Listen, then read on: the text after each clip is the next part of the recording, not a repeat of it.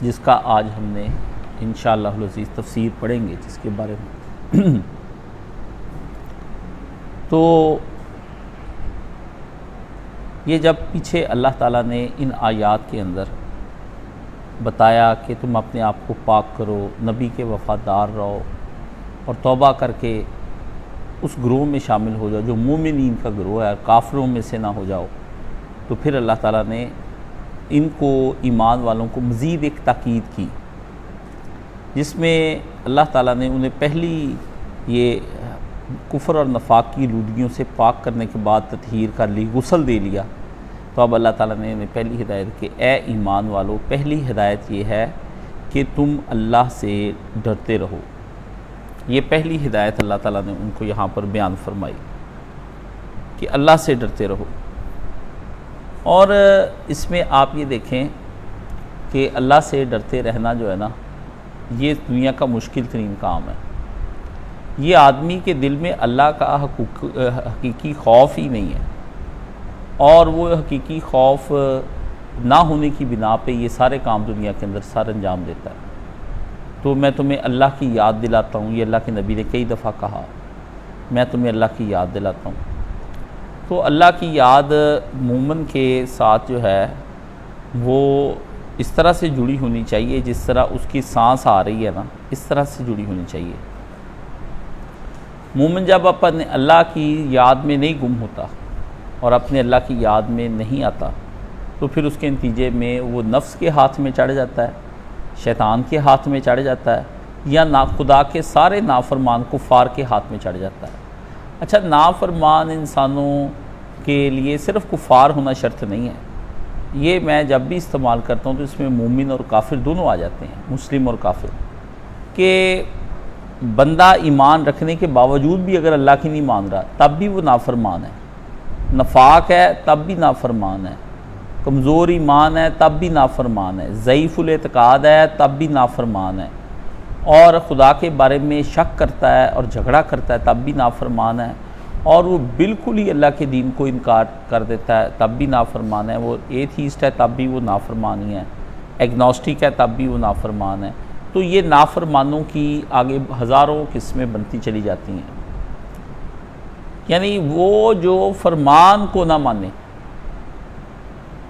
جب وہ وجود خدائی کو نہیں مانتا تو خدا کے فرمان کو کیسے مان لے گا؟ تو کچھ وجود خدا کے قائل تو ہیں مگر ساتھ شرک کرتے ہیں، کچھ وجود خدا کے قائل تو ہیں مگر خواہشات نفس کے پیرو ہیں۔ اب ایسی صورتحال میں جو آدمی یہ خدا کی نافرمانی پر آ چکا ہے تو اس کو اللہ تعالیٰ اس کے بارے میں یہ کہتے ہیں کہ اتقوا اللہ، ان سے کہو خدا سے ڈرے۔ میں نے پہلے بھی یہ گزارش آپ سے کی تھی کہ یہ جس وقت آدمی کو اتقوا اللہ ہم کہتے ہیں نا کہ اللہ سے ڈرو، تو یہ بہت بڑا جملہ ہوتا ہے اتقوا اللہ۔ کہتے ہیں یہ منافق بندہ بھی بڑا استعمال کرتا ہے کہ اللہ سے ڈر، اللہ سے ڈر، اور خود وہ اللہ سے نہیں ڈرتا، خود نہیں اللہ سے ڈرتا۔ تو یہاں اللہ بندوں کو کہہ رہا ہے کہ اللہ سے ڈرو، مجھ سے ڈرو۔ اب ڈرنے کی کیفیات کیا ہیں وہ آپ کے سامنے آپ کو موجود ہیں، آپ کو پتہ ہے اس بارے میں کہ ڈرنے کی کیفیات کے اندر دو طرح کے خوف ہوتا ہے کہ یہ آدمی مجھے برباد کر کے رکھ دے گا، اور ایک ہے کسی اپنے محبوب شخصیت کا ناراض ہو جانا۔ تو پہلی کی جو کیفیت ہے وہ دنیا کے اندر زیادہ عبادت جو کی گئی ہے نا، مشرک کے اندر جو عبادت زیادہ کی گئی ہے اس کا ڈرنا، اور وہ بھی معبودوں سے ڈرتے ہیں، اور مومن کا ڈرنا اس میں فرق ہے۔ وہ ڈرتے ہیں اس معبود کی ایذا رسانی سے، اس کے ضرر سے، کہ یہ ہمیں ضرر دیں گے اگر ہم نے ان کی نظر نیاز نہ دی، ان کی پوجا پاٹ نہ کی تو یہ ہمیں نقصان دے دیں گے۔ یہ دنیا میں جتنے شرک مسلمان کرتے ہیں یا کافر کرتے ہیں اس کے اندر شرک کے لیے یہی ایک بات ہے کہ یہ اگر ہم نے نہ سر انجام دیا فریضہ تو آنے والے وقت میں کل ہمارے لیے مصیبت بن جانی ہے، بارشیں آئیں گی، فصلیں تباہ کر دیں گی، آگ لگ جائے گی، سانپ بچھو ہمیں کاٹ لے گا، مکان کی چھت گر جائے گی، کاروبار میں شدید نقصان ہو جائے گا، بچی گھر میں آ کر بیٹھ جائے گی، آئے دن جھگڑے ہوں گے، اولاد نافرمان ہو جائے گی، تو وہ آپ دیکھتے ہیں کہ انڈین موویز کے اندر وہ جب ان کا بہت زیادہ نقصان ہونا شروع ہو جاتا ہے تو وہ مندر کا گھنٹا جا کے بجاتے ہیں اور وہ اسے کہتے ہیں کہ ٹن ٹن ٹن میرا ٹوٹ گیا پتنگ. ٹھیک ہے, تو وہ بھگوان کو پتہ چلتا ہے کہ اس کا پتنگ ٹوٹ گیا بھائی, تو وہ اس کو جا کر پہلے ایک بیل دے کے اسے پہلے ذرا ہوش میں لاتے ہیں کہ آپ ذرا میری بات سنیں, میں آیا ہوں آپ کو. تو دیکھیں اللہ نے اپنے لیے سمیع کہا ہے, اللہ کو کسی گھنٹی کی آواز کی ضرورت نہیں ہے.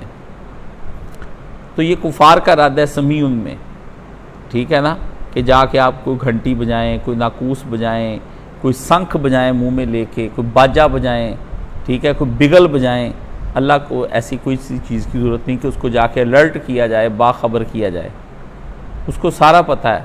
آپ مسجد نہ بھی جائیں نا, جہاں کہیں بھی ہوں, چاہے آپ کسی باتھ روم میں نجاست خانے میں بھی پھنس گئے ہیں نا, تو وہیں بھی اللہ کو پکاریں گے تو اللہ وہاں بھی آپ کی سنے گا.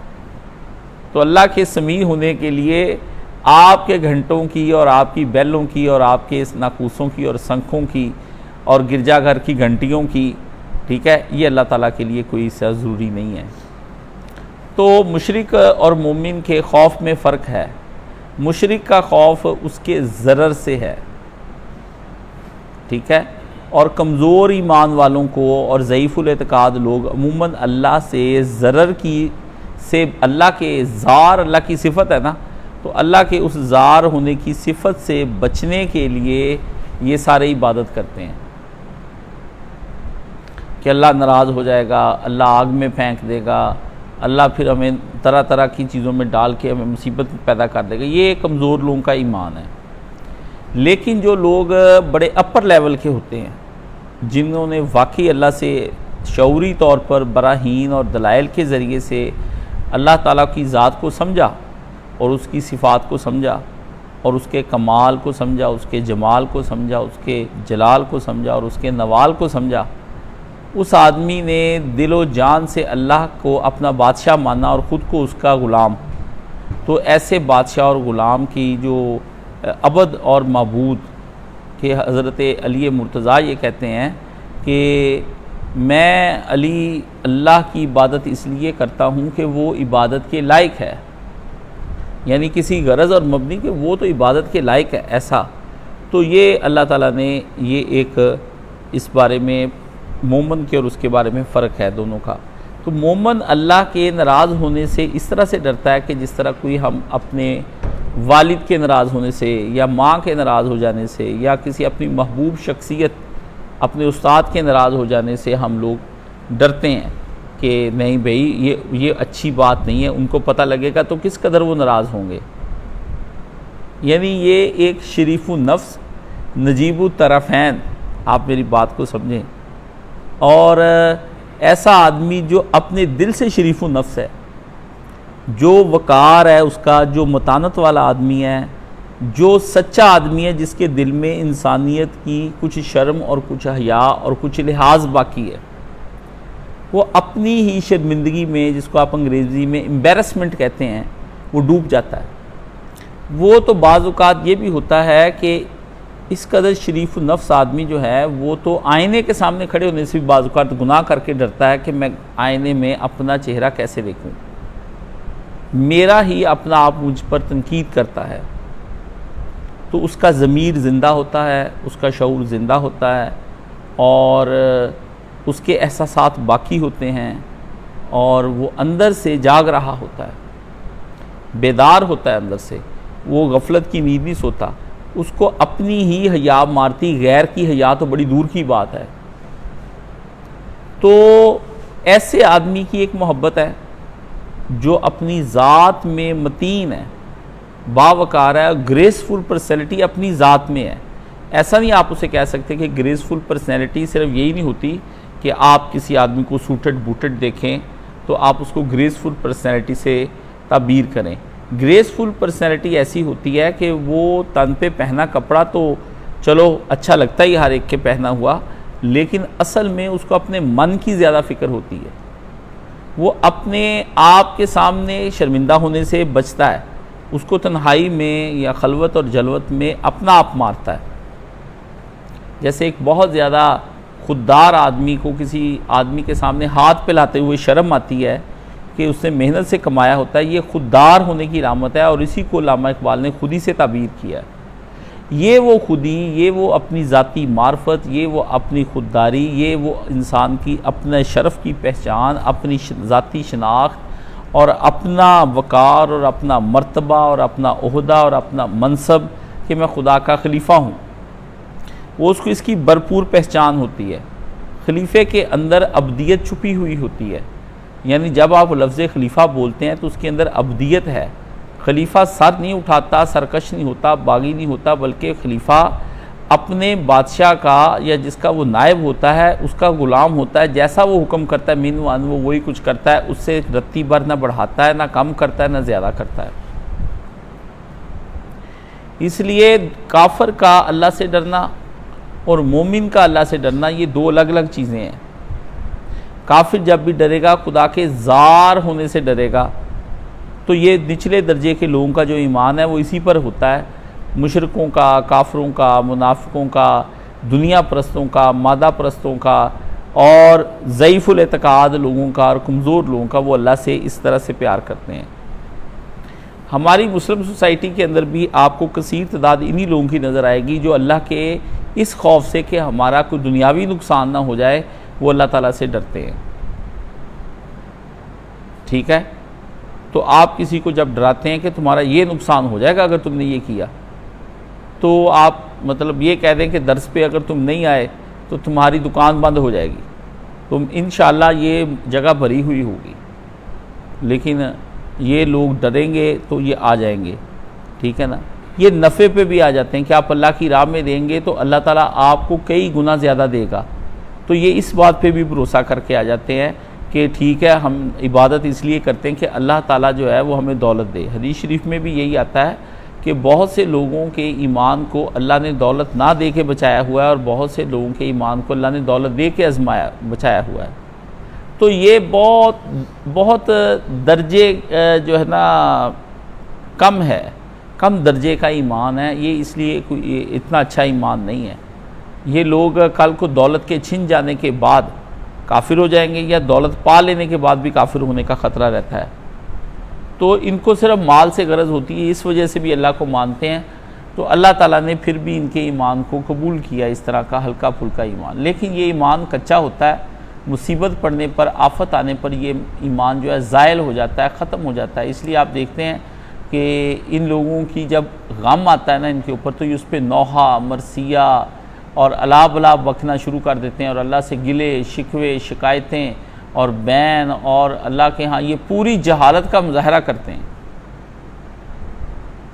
گریبان چاک کر لیتے ہیں، برا حشر کر لیتے ہیں یہ لوگ، اور اللہ پہ نالاں ہو جاتے ہیں اور اللہ سے شکوے شکایتیں اور نا امید اور مایوس ہو جاتے ہیں۔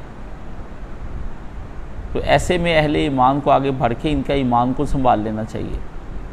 اور دوسری چیز بھی آپ دیکھیں گے کہ جب ان کے پاس پھر دولت آتی ہے تو پھر اس میں آپے سے باہر ہو جاتے ہیں، رنڈیاں کنجریاں نچاتے ہیں، شرابیں پیتے ہیں، لائٹنگز کا انتظام کرتے ہیں، اسراف اتنا کرتے ہیں، اللہ کی راہ اتنا پیسے کا اسراف کرتے ہیں، وہ ایک شادی کے اندر 50 شادیاں ہو جائیں، 1000 شادیاں ہو جائیں، گاڑیاں، دکھاوا، نمود و نمائش، شادی بیاہ، پھر اس پہ رسمیں رواج، کپڑے، جوتے، یہ اس قدر مہنگے پہنتے ہیں کہ یہ اس میں بھی یاد خدا میں ظفر آدمی اس کو نہ جانیے گا وہ کتنا ہی صاحب فہم و ذکا، جسے عیش میں یاد خدا نہ رہی، جسے تیش میں خوف خدا نہ رہا، وہ کتنی دانائی کی باتیں کر رہا ہے، کتنا ہی زیادہ آپ کو لگتا ہے بڑا پڑھا لکھا ہے، کوالیفائڈ پرسن ہے، اس نے اتنی کتابیں لکھی ہیں، لیکن جسے عیش میں یاد خدا نہ رہی، جی اہل حدیث ہیں، فلاں مسجد کے، یہ اتنے چندے دیتے ہیں، یہ کچھ کرتے ہیں، مگر عیش میں یاد خدا نہ رہی، اور جسے تیش میں خوف خدا نہ رہا، تیش میں خوف خدا نہ رہا، تو یہ تیش میں خوف خدا نہیں رہتا اور عیش میں یاد خدا نہیں رہتی، اور غم میں بھی خدا کی یاد نہیں رہتی، نفس اور شیطان اور جہالت اس کے اوپر غالب آ جاتی۔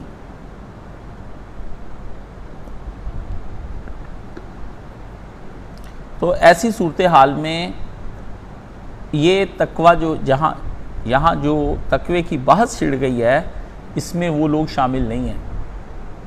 اس میں اتقوا اللہ وہ لوگ شامل ہیں جس کو اپنے محبوب بادشاہ، اپنے محبوب شہنشاہ، اپنے محبوب معبود اور اپنے محبوب خدا اور اپنے مالک اور اپنے رازق اور اپنے رب اور اپنے الہ کے ڈر کے ناراض ہو جانے کا خدشہ ہے کہ جب میں اس کی نہیں مانوں گا تو یہ میں نے کیا کیا کہ اتنی نعمتیں پانے کے بعد اس رب سے میں نے اس رب کی بات نہیں مانی۔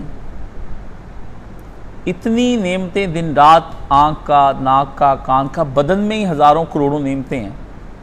آپ جا کر ان نعمتوں کا اندازہ کرنا ہے تو ایک تو ہاسپٹل تو ہے نا، ہومیوپیتھک میں مریضوں کی جو علامات ہوتی ہیں نا، سمٹمز، اس کی ایک بک ہے، آپ پڑھ لیں گے تو آپ حیران رہ جائیں گے کہ یہ ڈاکٹری جو MBBS یہ بھی کچھ نہیں ہے۔ اتنے امراض ہیں اور ان کی دوائیاں ہیں، ہزاروں بے شمار ان کو امراض ہیں اور ان کی وہ دوائیاں ہیں۔ تو آپ کو پتہ چلے گا کہ ہمارا رب جو ہے وہ ہم پہ کس قدر مہربان ہے، ہمارا رب کس قدر مہربان ہے کہ اس نے ہمارے بدن اور روح کے اندر ہزاروں کروڑوں بیماریاں ایسی ہیں جن کو اللہ تعالیٰ نے ابھی ہمیں ظاہر نہیں کیا، وہ چاہے تو پیدا کر سکتا ہے۔ میری ایک نافرمانی پر میرا اللہ مجھے جلا کر راکھ کر سکتا ہے، مگر میرا اللہ مجھے اس نافرمانی پہ جلا کے راکھ نہیں کرتا۔ ٹھیک ہے؟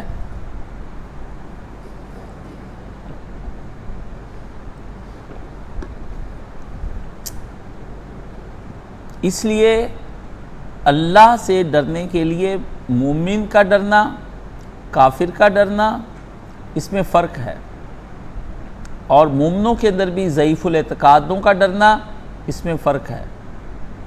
اس لیے یہاں جو جملہ اللہ تعالیٰ نے کہا ہے وہ بالکل ایک الگ ہی نوعیت کا ہے کہ ڈرو اللہ سے، حقیقی ڈرو۔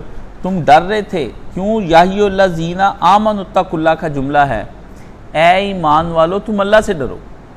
ایمان تو وہ لا چکے ہیں، اب کیوں اللہ ان سے کہہ رہا ہے کہ تم اللہ سے ڈرو؟ فرمایا وہ جو تم نے اپنی ضعیف الاعتقادی اور کمزور ایمانی کی بنیاد پر اللہ پر ایمان تو لے آئے ہو تو تم ویسا ڈر نہیں رہے جیسا اللہ کو مطلوب ہے، جیسا اللہ کو مقصود ہے، وہ ڈر تمہارے دل کے اندر نہیں ہے۔ یہ اللہ تعالیٰ نے اس بارے میں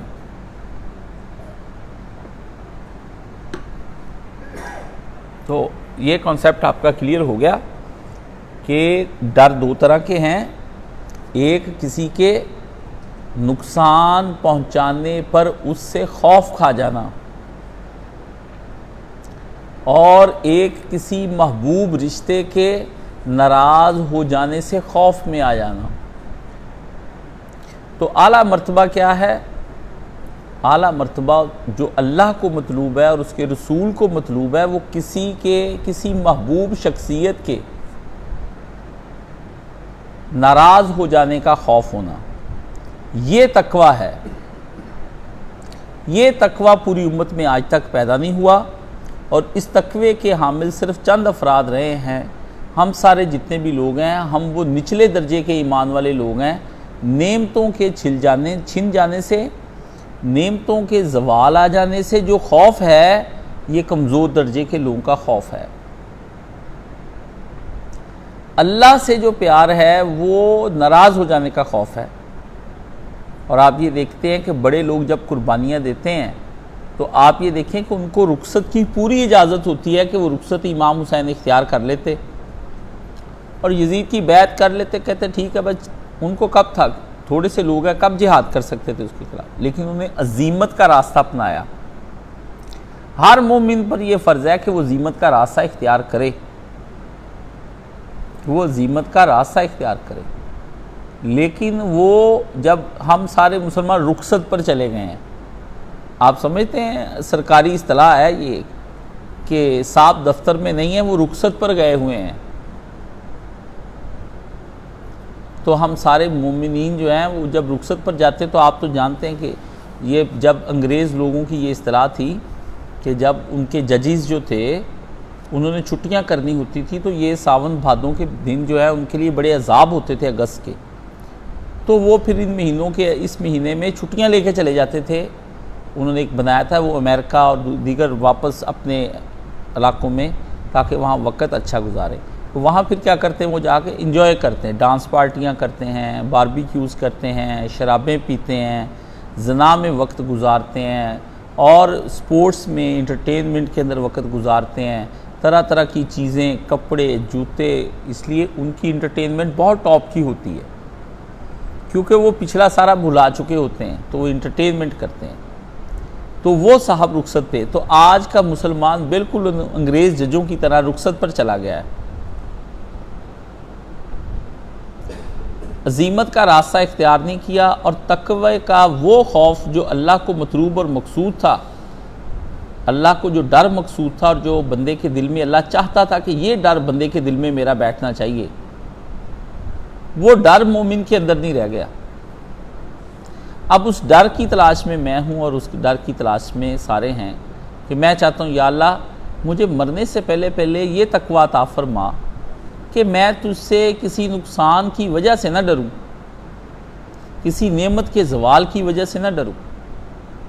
میں تجھ سے ڈروں تو تجھے اس محبوب کے ناراض ہونے سے ڈر جاؤں کہ تیرے احسانات اور تیری شناخت اور تیری معرفت پا لینے کے بعد, تیرے جمال, کمال اور نوال اور جلال اور تیری صفات کو سمجھ لینے کے بعد میں تجھ سے ڈرتا, ایسا ڈروں کہ پھر اس ڈر سے جو میری تنہائی میں مکھی کے سر جتنا ایک آنسو نکلے گا نا, وہ میری نجات کا باعث ہو جائے گا. یہ وہ ڈر ہے جو اللہ کو مطلوب ہے کہ مومن تنہائی میں بیٹھ کر اس کی آنکھ سے ایک ڈر, یہ نہیں ہے کہ وہ اللہ تعالیٰ نے اس کو کوئی نقصان ہونے کی وجہ سے وہ اللہ تعالیٰ سے ڈر رہا ہے. تو یہ حقیقی ڈر آج تک اس کی تلاش میں ہیں, اور میں پوری عمر اس میں صرف کر چکا ہوں. اس لیے میری جو بحثیں ہیں وہ کالا کیلا کلتوں سے باہر نکل گئی ہیں. میں کیا مشاجرات صحابہ پہ بحثیں کروں گا, یا میں کیا قائد اسلام کی بحثوں میں پڑھوں گا نور بشر کے, اور کیا میں جزوی فقہی مسائل پر اور علم کلام کی بحثوں پہ میں کیا پڑھوں. میرے دل میں جو اس چیز کی تلاش ہے نا, جو میں نے 35 سال سفر کیا اپنی زندگی کا, جس کے لیے میں حج کرتا ہوں, عمرے کرتا ہوں, اپنا مال اسباب, اپنی جوانی, اپنا سارا کچھ, اپنے پیسے وغیرہ خدا کی راہ میں دے رہا ہوں. اور یہ کوئی بڑی چیزیں نہیں ہیں جو میں اکیلا دے رہا ہوں, مجھ سے پہلے لوگ جانے دے چکے ہیں, اپنے آپ کو برباد کر چکے ہیں. یہ وہ مومن جو برباد کرنے پر آ جائے گا نا سارا کچھ, اور پھر اللہ کے اس خوف کو حاصل کر لے گا جو حقیقی معنوں میں اللہ کا خوف ہے, کہ اس محبوب کے ناراض ہو جانے سے ڈر آ جائے. یہ دنیا کا سب سے بڑا ڈر ہے. ایک اردو زبان میں ایک ہندی کا ایک لفظ ہے لجا, شرم کا. مجھے مردوں کے ایک عورت کہتی مجھے مردوں کے درمیان ننگی ہونے سے لجا آتی ہے. تو وہ ایک ایسی عورت جو کامل حیا والی ہے اس کو ہی لجا آتی ہے, جو بے حیا عورت ہے اس کو کوئی لجا نہیں آتی. آپ کتنی ہی کسی خاتون سے محبت کی پینگیں بڑھا لیں, برکیف وہ بے حیا ہے جو ایک نامحرم کے ساتھ کھڑی ہے. یہ آپ اس کے باوجود جب شادی کرتے ہیں اس کے ساتھ وہ ناکام ہو جاتی شادی. وہ کیوں ٹوٹ جاتی ہیں یہ بڑی بڑی لو میرج؟ کیونکہ وہ لجا کی جو حد ہے وہ کراس کر چکی ہے.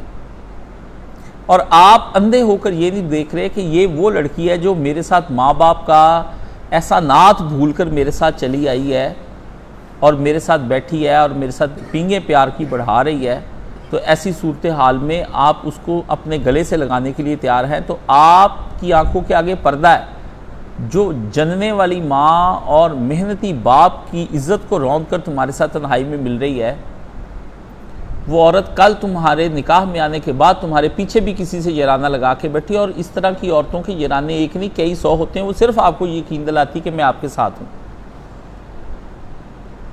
یہ جھوٹ ہے. جیسے آپ مردوں کے کئی یارانے ہوتے ہیں اور آپ بھی اس کو یہی یقین دلاتے ہیں کہ میں تمہارے ساتھ ہوں. کیونکہ دونوں کامل حیا کو ختم کر کے یہ بھی بے حیا ہو چکا ہوتا ہے اور وہ بھی بے حیا ہو چکی ہوتی ہے. اس کے نتیجے میں کیا ہوتا ہے, دونوں ایک دوسرے کے ایپ پہ پردہ ڈالتے ہیں. وہ بھی اپنی آنکھوں کے سامنے پٹی باندھ لیتی ہے اور یہ بھی باندھ لیتا ہے. تو ایک مومن جو ایک کامل حیا والی عورت سے بھی آگے بڑھ کر لجا والا ہوتا ہے. آپ یہ کہیں گے کہ ایک مومن کو عورت کی ضرورت کیوں پڑی؟ صحابہ اکرام نے کہا کہ نبی کریم صلی اللہ علیہ وآلہ وسلم کامل حیا والی کنواری لڑکی سے بھی زیادہ باحیا تھے. چونکہ آپ اور میں نے اتنا بڑا کامل حیا والا ابھی تک کوئی پیک کر دیکھا نہیں کوئی لڑکی یا کوئی خاندان نے. کہیں نہ کہیں ہماری بہنیں مائیں وہ بھی بے پردہ ہو جاتی ہیں. تو اس وجہ سے ہمیں ابھی حیا کا تصور ختم ہوتا جا رہا ہے. لیکن ہم نے حیا والی خواتین دیکھی ہیں. ہمارا جو تھا، ہم چونکہ یہ لوگ جو ہیں 80s اور 90s کے درمیان میں جو پیدا ہونے والے لوگ ہیں نا، 70 سے لے کے 90 کے درمیان، یہ لوگوں کے اندر ابھی کچھ چیزیں ہیں. ان کو ہم کہتے ہیں یار کچھ حیا اور کوئی لحاظ کسی چیز کا نام ہے. مجھے آپ کے سامنے لحاظ آتا اس وجہ سے کہ میں جانتا ہوں کہ کامل حیا کیا ہوتی ہے. ہم نے ایسی خواتین کو دیکھا ہے کہ جن کو 4 مردوں کے علاوہ ان کے نہ دیوروں نے، نہ بھتیجوں نے، نہ بھانجوں نے، کسی نے ان کو نہیں دیکھا.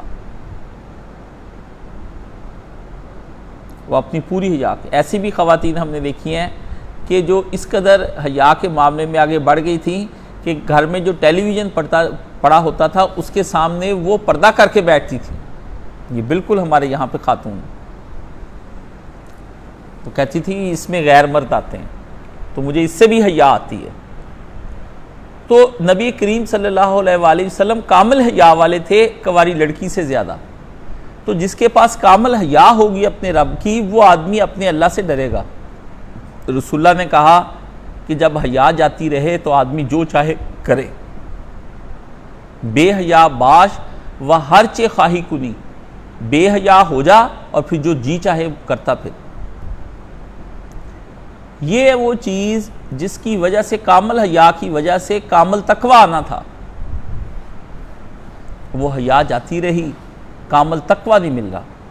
یہ اتق اللہ تھا. جو آدمی اس تقوی کے ساتھ تنہائی میں بیٹھ کر ایک آنسو ایسا بہائے جو مکھی کے سر جتنا تھا، اللہ اس کی توبہ قبول فرما لیتے ہیں. مگر جو آدمی روئی جائے، یہ اکثر لوگ مجھے کہتے ہیں کہ استاد جی میں بڑا رویا اللہ کی بارگاہ میں. وہ ڈپریشن کی وجہ سے روتے ہیں. آپ گناہوں کے ڈپریشن سے روتے ہیں. وہ نفس کی ایک فریکوینسی ہے. اگر کسی بندے نے پڑھا ہو، اس کو فزکس پڑھی ہوئی ہو، تو اس کو پتہ چلتا ہے کہ 2 فریکوینسیز جب اکٹھی ہو جاتی ہیں، سیم میں جب آ جاتی ہیں، تو پھر وہ کیا نتائج پیدا کرتی ہیں؟ ریزولنس پیدا کرتی. تو یہ پھر وہ روتے ہیں. تو اس سے آپ کے قلب کو سکون آ جاتا ہے اور آپ یہ فیل کرتے ہیں کہ شاید میں نے توبہ کر لی ہے، اور آپ اپنے آپ کو ہلکا ہلکا فیل کرنا شروع ہو جاتے ہیں. اور پھر آپ یہ سمجھتے ہیں کہ شاید یہ میری کامل توبہ کا نتیجہ ہے کہ میں اس وقت پرسکون ہو گیا ہوں. اور وہ سکون جو نفس آپ کو دے دیتا ہے اور شیطان جس پہ آپ کو مطمئن کر دیتا ہے، اس سکون کی بنیاد پر پھر آپ ایک اور گناہ کرتے ہیں. اس لیے حج پر جا کر آ کر لوگ، عمروں پر جا کر آ کے لوگ کیوں بدکار ہو جاتے ہیں دوبارہ سے؟ کیونکہ وہاں وہ نفسانی رونا رو کے آئے ہوتے ہیں، وہاں پر وہ کوئی صحیح توبہ کا رونا نہیں رو کر آئے ہوتے، چونکہ انہوں نے یہ پہلے سے تہیہ کیا ہوتا ہے. اور ہم مولوی بھی ان کو یہ بتاتے ہیں کہ عرفات رونے کا دن ہے، آنسو بہانے کا دن ہے. تو وہ مینٹلی طور پر پریپیئر ہو جاتے رونے کے لیے 9 تاریخ کو. جب وہ عرفات جاتے ہیں، پھر خوب کھا پی کے ریسٹ کرنے کے بعد پھر وہ ایک رونے کا کام شروع کر دیتے ہیں. 4 گھنٹے یا 2 گھنٹے وہ روتے ہیں. بیت اللہ شریف میں بھی جا کر وہ عمومی طور پر آپ سب لوگوں نے سنا ہوتا ہے کہ میں ملتزم پہ بڑا رویا، میں وہاں پہ بڑا رویا، میں نے ادھر مجھے رسول اللہ کا روضہ دیکھ کر رونا آ گیا. یہ سارے رونے آپ نے پہلے سے آپ کو فیڈ کیے جاتے ہیں کہ آپ نے اس مقام پہ رونا ہے. آپ کو مینٹلی پریپیئر کیا جاتا ہے، پھر آپ رو پڑتے ہیں. مجالس میں رونا کیوں آتا ہے؟ کیونکہ وہاں ان کو یہ بتایا جاتا ہے کہ جب آپ روتے ہیں تو حضرت فاطمہ آتی ہیں آپ سے پرسہ لینے کے لیے، آپ سب تعزیت دینے کے لیے حضرت فاطمہ کے پاس آئے ہیں. حضرت فاطمہ بیٹھی ہوئی ہیں، انہوں نے بال کھولے ہوئے ہیں، بکھیرے ہوئے ہیں. زینب بھی آ گئی ہیں، کلثوم بھی آ گئی ہیں، ساری بیٹھی ہیں. اور وہ انہوں نے اس طرح دامن پھیلایا ہوا کہ جتنے بھی رونے والے ہیں یہ ہمیں روئیں، ہم ان کے آنسوں کو اکٹھا کر کے جنت میں اپنے باپ کے پاس لے جائیں گے اور سب کی شفاعت کر دیں گے، سب جنت میں چلے جائیں گے. اس لیے یہ سارے شیعہ روتے ہیں. سنی بھی اس لیے حضور کی یاد میں روتے ہیں کہ چند دن کے لیے ہمیں اس دنیا، اس پاکستان سے نجات پانے کے بعد آپ مکہ مدینہ میں اس لیے سکون فیل کرتے ہیں کیونکہ وہاں پر آپ کو جا کے کوئی فرسٹریشن نہیں ہوتی، پیچھے کا کوئی غم نہیں ہوتا، کوئی ذمہ داری نہیں ہوتی. تو آپ اپنی مرضی سے سوتے ہیں، اٹھتے ہیں، کھانا کھاتے ہیں، آتے جاتے ہیں، تو آپ سکون فیل کرتے ہیں. اب آپ پہ ذمہ داری نہیں، آپ نے دکان نہیں کھولنی، کوئی مکان نہیں کھولنا، بچے نہیں چھوڑنے، کہیں بھی کوئی کام نہیں کرنا، تو پھر آپ کو پھر ایک ریسٹ ملتا ہے، اس ریسٹ میں پھر آپ وہاں پر جا کے رو پڑتے ہیں اور اچھا فیل کرتے ہیں، پھر آ کے کہتے ہیں بہت سکون کے دن گزرے ہیں۔ تو یہ سارے جعلی سکون، جعلی رونے، جعلی آپ کا چیخنا چلانا اور گریہ وزاری کرنا، یہ پھر اس کے بعد دوبارہ سے ویسے ہی جو آپ ہو جاتے ہیں، یہ آپ مجھ سے بار بار سوال پوچھتے ہیں کہ استاد جی ہم ویسے کیوں ہو جاتے ہیں؟ کیونکہ آپ نے شعوری طور پر ابھی تک نعمتوں کے زوال سے اور نعمتوں کے چھن جانے سے، نعمتوں کے تباہ ہو جانے سے، اپنے آپ کی بربادی دنیاوی ہو جانے کے خوف سے اللہ کو مانا ہے اور اللہ کی مان رہے ہیں، یعنی نمازیں بھی اس لیے پڑھتے ہیں، روزے بھی اس لیے رکھتے ہیں، سارا کچھ آپ پاپڑ اس وجہ سے بیلتے ہیں کہ آپ کو ہم اتنے انعام بتاتے ہیں کہ دے دنیا 70 آخر، پھر آپ اللہ کی راہ میں دیتے ہیں، ہم آپ کو جنت کے لالچ دیتے ہیں، پھر ہم آپ کو کہتے ہیں وہاں پر آپ کے والدین مطمئن ہوں گے اگر آپ ہمیں ایک مسجد بنا دیں گے، پھر آپ یہ اس طرح کی ساری چیزیں کرنے کے بعد جب یہ سارے کام کر لے تو ضعیف الاعتقاد، کمزور ایمان کا آدمی اور کافر کا ایمان ایک جیسا ہی ہے۔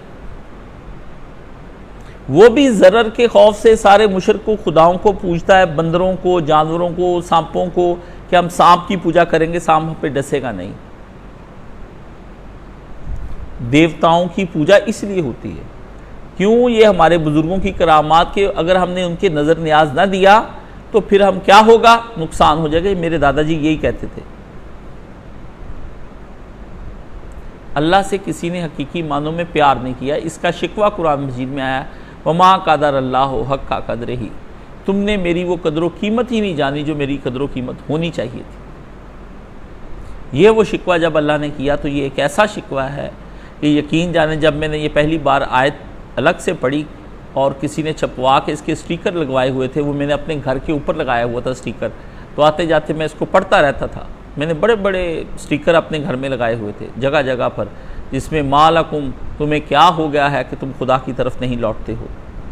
ہیں وہ وقت کب آئے گا جب تم خدا کے خوف سے ڈر جاؤ گے؟ یہ میں نے ایسی خوفناک جو مجھے خوف دلاتی تھی اللہ کا صحیح معنوں میں تقوی والا، تو یہ میرے پورے گھر میں لگی ہوئی تھی یہ ساری چیزیں، ہر اس جگہ پر جب مطلب جہاں ہم اپنا ہاتھ صاف کرتے تھے ٹاول اس کے اوپر لگی ہوئی تھیں، ہم جہاں پر اپنا ڈیلی بال بناتے تھے وہاں پر لگی تھیں۔ الحیاء لا یاتی الا بخیر، یہ ٹی وی کے اوپر میں نے لگائی ہوئی تھی کہ تاکہ کوئی کیبل کا غلط استعمال نہ کرے۔ تو اللہ نے کہا میری قدر نہیں کی کسی نے۔ اللہ کی قدر جن لوگوں نے کی ان کو نبی، صدیق، شہید اور صالح کہا گیا ہے۔ باقی عوام کیوں نیچے رہے گی؟ مرتبے کس لیے ہیں کہ جنہوں نے جیسی قدر کی اس کو ویسا مرتبہ مل جائے گا۔ اب آپ کی حالت ہماری، ہم سب کی یہ ہو چکی ہے کہ ہم قدر بالکل نہیں کرتے اللہ کی، اور مرتبہ ہم رسول اللہ کے ساتھ چاہتے ہیں۔ جنت الفردوس سب سے اعلیٰ جنت مانگ رہے ہیں، جبکہ ہم جہنم بھی ہم جیسے لوگوں سے پناہ مانگتی کہ اس طرح کا غلیظ آدمی اور نجس آدمی تو میرے پاس بھی نہیں آنا چاہیے، اللہ اس کے لیے کوئی اور ہی گھڑا تیار کر دے، میں بھی پاک ہوں اس سے زیادہ۔ اس لیے اتنی سی آیت نے میرا جو میں نے یہاں آج اتنا پڑھا ہے کہ یا ایھا الذین آمنو، ایمان والوں کو اللہ کہہ رہا ہے تم تقوی بھی، یا اللہ ہم تو ایمان لیں، آپ ہم سے کس تقوی کا مطالبہ کریں؟ اللہ نے فرمایا وہ ضعیف الاعتقادی والا تقوی، وہ کمزوریوں کا تقوی، وہ نعمتوں کے چھن جانے کا تقوی، وہ تم لوگ جو اپنے آپ کو زوال آ جائے اس کا تقوی، اور مجھے زار مانتے ہوئے کہ اللہ کوئی ڈراؤنی چیز ہے اور وہ ہم نہیں اس کی عبادت کریں گے تو وہ ہمیں مارے گا، پیٹے گا، نقصان دے گا، بچے مار دے گا، بجلیاں کڑکا دے گا، طوفان لے آئے گا اور بارشیں اور سیلاب ڈال کے ہمیں برباد کر دے گا اور آگ لگا دے گا اور آسمان سے پتھر برسا دے گا۔ اللہ نے کہا یہ کیسا خوف ہوا؟ میں عبادت کیے جانے کے قابل ہوں، اللہ یہ فرماتے ہیں۔ وہ تقوی میری شان ہے کہ میرا ادب کیا جائے۔ میں ایک عالم دین ہوں اور میں بہت پڑھ جاتا ہوں اور دین اور تقوی پر عمل کرتا ہوں، تو پھر میرا تقاضا ہے آپ سب پر کہ آپ میرا ادب کریں، اور یہ ادب آپ کی اپنی زندگی کے چھوٹے چھوٹے تمام شعبوں میں دیکھتے ہیں۔ مثلا آپ ڈاکٹر کے سامنے باادب ہو جاتے ہیں، جتنا بھی مرضی بڑا سیٹ ہو، مگر جب وہ ڈاکٹر سے مل رہا ہوتا ہے تو بڑا باادب ہو کر ملتا ہے، کبھی اس کے ساتھ اس کو نوکروں والا سلوک نہیں کرتا 2500 یا 2000 یا 10,000 فیس دے کے۔ وکیل کے ساتھ جب آپ کو کام ہوتا ہے تو وکیل آپ کا کام کرے گا، آپ اس کے ساتھ باادب ہو جاتے ہیں۔ آپ بینک کے کسی آدمی کے پاس جاتے ہیں، اسے تعلقات بڑھاتے ہیں کہ مجھے بینک میں کام رہتا ہے، میں آتا جاتا رہتا ہوں، مجھے اس کے ساتھ باادب ہو جانا چاہیے۔ آپ جج کے سامنے پیش ہوتے ہیں تو میلارڈ اور یور آنر کہہ کر آپ اس کے ساتھ بات کرتے ہیں، اور جب آپ بادشاہ کے پاس جاتے ہیں، ملکہ کے پاس جاتے ہیں تو کہتے ہیں ہر میجسٹی اینڈ ہز میجسٹی، آپ اس کے ساتھ یوں بات کرتے ہیں۔ تو جب دنیا کے معمولی مہارتوں اور پیشوں کے لوگوں کے ساتھ آپ اس قدر باادب ہیں، تو پھر وہ شہنشاہ معظم جن کی حکومت کو کوئی زوال نہیں، جن کے بلند اقبال کو کوئی ادبار یعنی زوال نہیں، جو بلندیوں والے وَتَعَالَ جَدُّ کا وَتَعَالَ کا اسم کا وَتَبَارَكَ اسم کا، جس کا نام ہی اس قدر پاک ہے کہ کسی چیز پر لے دیا جائے اور وہ چیز جیتی جاگتی ہو جاتی ہے، شیاطین سے محفوظ ہو جاتی ہے۔ صرف اتنا ہی کہہ دیا جائے کہ اللہ بسم اللہ، تو شیاطین سے محفوظ۔ خدا نے کہا تم نے مجھے پکارا، میرا کہا اللہ کے نام سے، فرمایا نام ہی کافی ہے، بس اس شیطان کو بتا دو کہ نام ہی کافی ہے، تمہارے ساتھ مل کے روٹی نہیں کھا سکتا، تمہارا کھانا بابرکت ہو جائے گا، نام ہی کافی، اس کو بتا دو یہ آ کر بیٹھ گیا شیطان تمہارے ساتھ کھانا کھانے کے لیے، تو اس کو کہو بسم اللہ، تو اللہ کے نبی نے کہا وہ شیطان پھر کھانا نہیں آپ کے ساتھ کھا سکتا، بابرکت ہو جاتا ہے۔ جانور پر پڑھو بسم اللہ، تو وہ کل کو تمہیں قیامت کے دن اللہ کی بارگاہ میں تمہارے خلاف اپنے قتل کا مقدمہ لے کر نہیں اللہ کہتے نہیں آئے گا، لیکن اگر تم اسے بغیر بسم اللہ کے کاٹو گے وہ آئے گا کہ جب یہ آپ کا نافرمان تھا تو اس کو کیا حق تھا یہ مجھ کو کھاتا، نافرمانوں کے لیے نہیں، میں فرما برداروں کے لیے ہوں، میں بکرا۔ یہ وہ چھوٹا سا نقطہ ہے جس کو ہم پھیلاتے چلے جائیں تو یہ بات بہت دور تک جاتی ہے۔ اللہ کو وہ تقویٰ دیں، کوشش کریں کہ وہ تقویٰ مل جائے۔ میری دوڑ اس میں لگی ہوئی ہے، ابھی تک میں اس تقوی کو چھو بھی نہیں پایا، نہ میں نے ابھی اس کو دیکھا ہے، نہ میں نے ابھی اس کو سنا ہے، نہ میں نے کسی شخصیت کے اندر یہ تقویٰ الا ماشاءاللہ دو ایک کو دیکھ کر میں نے یہ ارادہ کیا کہ یہ اس مقام پر ہے تو مجھے یہ مقام حاصل کرنا ہے۔ میں اس کی تگ و دو میں ہوں، اس کی دوڑ میں ہوں، اس کے پیچھے پڑا ہوا ہوں۔ مجھے جس دن یہ مقام حاصل ہو گیا اور میں نے اس میں اپنی پوری زندگی صرف کر کے اس کا ایک لمحہ مجھے مرنے سے پہلے مل گیا نا کہ اللہ کا وہ خوف جو اللہ کو مطلوب ہے، مرنے سے پہلے 1 سیکنڈ کا ٹائم ملا مجھے اور اس میں یہ مل گیا، تو پھر میں کہوں گا فزت برب الکعبہ، کعبہ کے رب کی قسم میں کامیاب ہو گیا۔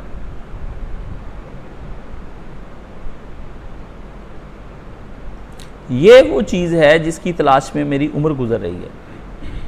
یہ کتابیں، یہ شاعریاں، یہ فقہ، یہ حدیث، یہ انگریزی اردو، یہ عربی فارسی، یہ بزرگوں کے جوتے سیدھے کرنے، یہ نمازیں، روزے، حج، زکوٰۃ، خیرات، صدقے، خفیہ نیکیاں، ظاہری نیکیاں، یہ مناظرے، یہ بحثیں، یہ صفحے سیاہ کرنا، یہ بولنا، یہ تقریریں کرنی، یہ خطبے دینے، یہ نکاح پڑھانے، یہ جنازے پڑھانے، یہ دن کو عبادت، یہ رات کو عبادت، یہ صبح کی تسبیحیں، یہ تہجد کا رونا، یہ سب چیزیں صرف ایک چیز کے لیے ہیں کہ اے خدا مرنے سے پہلے مجھے وہ تقویٰ عطا فرما جو تجھ کو مطلوب اور مقصود ہے۔ وہ تقویٰ مجھے انعام کے طور پر دے یا رحمت کے طور پر دے یا فضل کے طور پر عطا فرما۔ میری کوشش پوری ہے، میں اس تگ و دو میں ہوں۔ ایک لمحہ اگر مجھے مل گیا تو عرش کا سایہ میرا نصیب ہے۔ ایک لمحہ اگر مجھے یہ مل گیا تو حشر کے دن آپ مجھے عرش کے سائے تلے پائیں گے، تو میں چاہتا ہوں کہ سب مجھے دیکھ کر فخر کریں کہ کاشف اس وقت عرش کے سائے تلے ہے۔ میں یہ چاہتا ہوں، میرا یہ غرور ہو، میرا یہ مان ہو، میرا یہ مجھے اگر کسی پہ تفاخر کرنا ہو آپ سب کے درمیان میں تو میں یہ تفاخر لے کر وہاں پہ کھڑا ہوں کہ حشر کے دن میں بھی کسی کونے خدرے میں عرش کے سائے تلے بیٹھا ہوں اور اس وقت مجھے کوئی غم نہ ہو اور ولا خوف علیہم ولا ہم یحزنون کے مقام پر میں کھڑا کر دیا جاؤں۔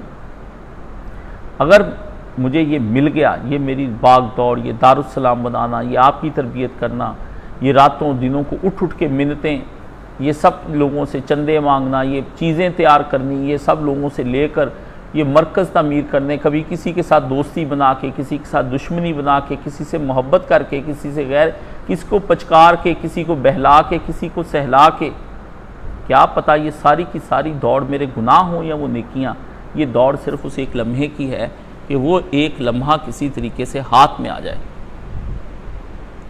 اس ایک لمحے کی گرفت اگر میں نے کر لی، فزت برب الکعبہ قد افلح من المؤمنون، میں اس میں کامیاب ہو گیا، میں اس میں کامیاب ہو گیا۔ بس برسوں کی زندگی کو اب قرار آ جائے گا۔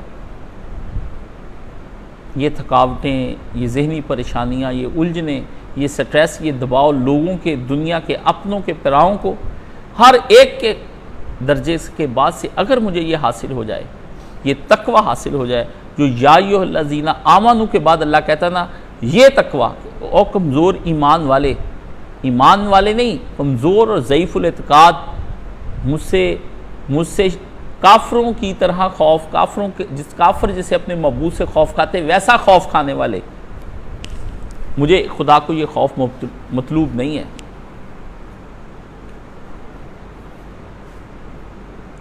تو یہ ایک ایسی چیز ہے جس کی مجھے تلاش ہے۔ یہ خشیت اگر مل گئی، آپ کو پتہ ہے خشیت کا لازمی تقاضا ہے کہ آدمی ٹوٹ پھوٹ کے بکھر گیا ہو اور وہ ذرہ ذرہ ہو، یہ خشیت کا تقاضا ہے۔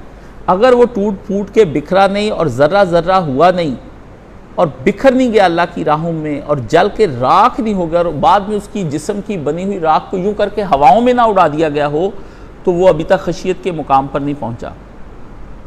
خشیت بندے کو توڑ دیتی ہے، ذرہ ذرہ کر دیتی ہے، خدا کی راہ میں فنا کر دیتی ہے، وہ اللہ کو ترجیح دیتا ہے، کچھ ہو جائے، کام برباد ہو جائیں، بچے برباد ہو جائیں، زندگی برباد ہو جائے، سب کچھ اس کا برباد ہو جائے، لیکن ایک اللہ اس کو حاصل ہو جائے اور اس کی خشیت حاصل ہو، وہ زندگی کو پا گیا، مطلوب کو پا گیا، وہ جو ہونا اللہ نے کیا تھا، اس کو زندہ پیدا کیا تھا، عدم سے وجود میں لے کر آیا تھا، وہ آدمی وجود پانے کے بعد اپنے نصیب پہ رشک کرے، جو چاہیے تھا وہ اس کے ہاتھ آ گیا۔ اگر آپ مجھ سے اس کے بارے میں دلیل پوچھتے ہیں تو اللہ نے یہ کیا قرآن مجید میں کہا، لو انزلنا ھذا القرآن علی جبل لرأیتہ خاشعا متصدعا من خشیۃ اللہ، یہ پہاڑ جو تم کو نظر آتے ہیں، یہ ماؤنٹ ایورسٹ اور K2 دو کی باتیں ہو رہی ہیں، ان پر خدا کا کلام اگر نازل ہوتا تو یہ خدا کے خوف سے، اس کی دی ہوئی ذمہ داریوں سے کیا، خاشعا متصدعا من خشیۃ، یہ ریزہ ریزہ ہو جاتے، یہ ٹوٹ پھوٹ جاتے، یہ بالکل لگے ہوئے تو پہاڑ ہیں لیکن قرآن نازل ہونے کے بعد یہ زمین کی سطح بن جاتے، ریگستان کے ذرے بن جاتے، تمہیں پہاڑ نظر آتے ہیں لیکن یہ صحرا ہو چکا ہوتا اگر اس کے اوپر تمہیں خدا کا خوف نازل ہو جاتا۔ یہ ہے مومن کی پہچان، یہ اللہ کو مطلوب ہے۔ اتقوا اللہ، ایمان والو، اللہ کو تقوی چاہیے اور تقوی کا اعلیٰ ترین معیار چاہیے، جس میں مجھے یہ نہ تمہیں کہنا پڑے وما قدر اللہ حق قدرہ، بلکہ یہ کہنا پڑے کہ تم نے اللہ کی وہ قدر کی جو اللہ کی قدر کیے جانے کا حق تھا، وہ ادا کیا۔ یہ شکوہ میں تم سے نہ کروں جب تم میری بارگاہ میں آؤ۔ سلام قول من رب رحیم کی آواز آنی اس کو ہے جس نے خدا کی بھرپور قدر کی، خدا کو کبھی پیچھے نہیں چھوڑا، اس کے دل میں ہر وقت خدا رہا، سوتے جاگتے اٹھتے بیٹھتے۔ تو اس کے بعد پھر اگلا جملہ فرمایا، اس پہ بڑی بحث ہو سکتی ہے، میرا خیال ہے یہ میرا عبد المنان کو چاہیے کہ یہ تو خطبہ بالکل ہی الگ کر لے، بالکل اس کو الگ کر لے اور مجھ سے ملنے سے پہلے جو آدمی آئے اس کو یہ خطبہ سنائے۔ یہ ایک ہی جو خطبہ ہے یہ شاہکار بنا کے اس کو لکھ دے کہ یہ استاد جی نے کہا ہے، ہر ایک سنے کہ ہماری زندگی کا مطلوب و مقصود کیا ہے۔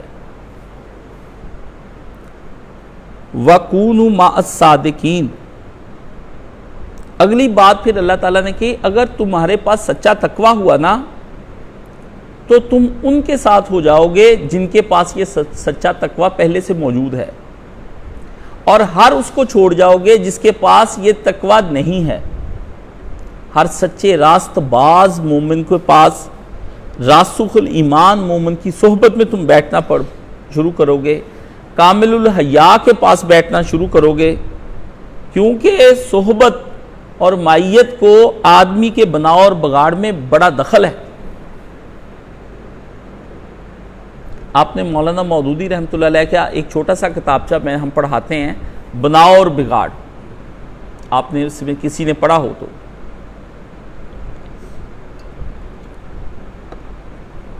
تو جب تک آدمی کے پاس دنیا کی سب سے قیمتی چیز جو ہے وہ سارے گناہوں سے مکمل پاک ہو کے اس طرح کے تقوی کے معیار پر آنا چاہتا ہے، اس کی ایک شرط اللہ تعالیٰ نے لگائی ہے کہ جو آدمی یہ کہتا ہے کہ میں گناہ کی زندگی کو خیر بات کہہ دوں اور ہو جاؤں، نیکی کے راستے پر چل پڑوں اور اللہ کو جا ملوں اور اللہ کا جو مطلوب مومن ہے وہ بن جاؤں، تو اللہ نے فرمایا چھوڑ کے ساری دنیا کو جا کے دارالسلام میں بیٹھ جاؤ اور صحبت اختیار کرو، ایک ہو جاؤ، سارے مومن ایک دوسرے کے معاون ہو جاؤ، اپنے گھر بار بیچو، اپنی چیزیں بیچو، سارے ایک جگہ سرمایہ لگا کے ایک ایسی کالونی بنا لو جہاں جا کر کے تم بیٹھ جاؤ، بس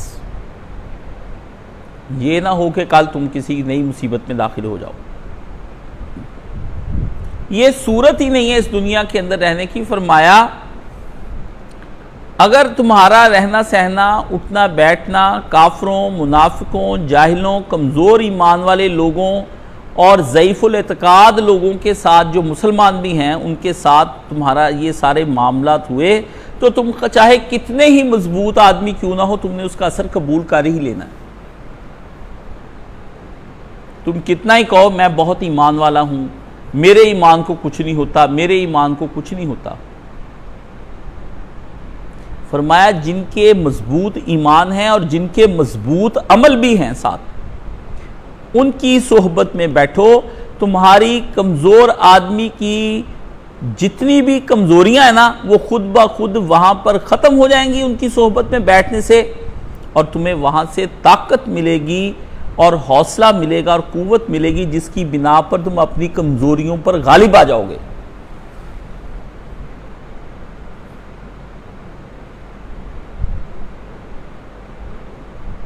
اور ایک وقت آ جائے گا کہ تم انہی کے آدمی گنے جاؤ گے، اسٹیپ بائی اسٹیپ تم طے کرتے چلے جاؤ گے تو تم بھی ایک دن جا کے صدیقوں میں تمہارا شمار ہونا شروع ہو جائے گا۔ اسی وجہ سے ہم دارالکفر میں جو رہتے ہیں لوگ ان سے کہتے ہیں آپ جو مرضی نیک ہیں، ہمیں آ کے لوگ نا مطمئن کرنے کے لیے اپنے بچوں کو آگے کر دیتے ہیں ہمارے آگے، اور ہمیں یہ کہہ دیتے ہیں آپ اس سے فلانی آیات سنیں، اس سے فلانی تکبیر سنیں، وہ ہمیں مطمئن کرتے ہیں۔ اور میں کسی کا دل نہیں توڑتا، میں اسے حوصلے میں رکھتا ہوں اور کہتا ہوں اچھی بات ہے، وہ خود بھی کہتے ہیں کہ ہم 5 وقت نماز پڑھتے ہیں وہاں پہ، لیکن دارالکفر میں رہنے سے وہ برباد ہی ہوں گے آخرکار۔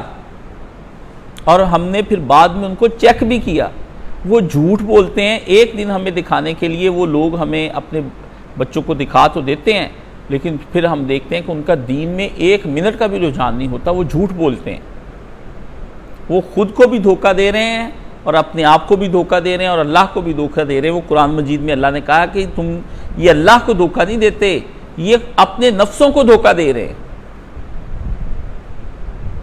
اس لیے فرمایا تمہیں دارالسلام میں داخل ہونا ہوگا۔ یہ جو ہم نے دارالسلام کا نظریہ اپنایا وہ یہ آیت اس پہ دلیل دیتی ہے کہ تم لوگوں کو لوگوں سے الگ ہونا ہے۔ اگر کوئی آدمی کہتا ہے کہ میں اپنے ہی شہر میں رہنا چاہتا ہوں اور اپنے بچوں کی اچھی تربیت کر رہا ہوں، انشاءاللہ وہ ہمارے اس نظریے کے بعد جب جوان بچوں کو دیکھے گا تو اس کے سامنے ساری عمارت ٹوٹ جائے گی۔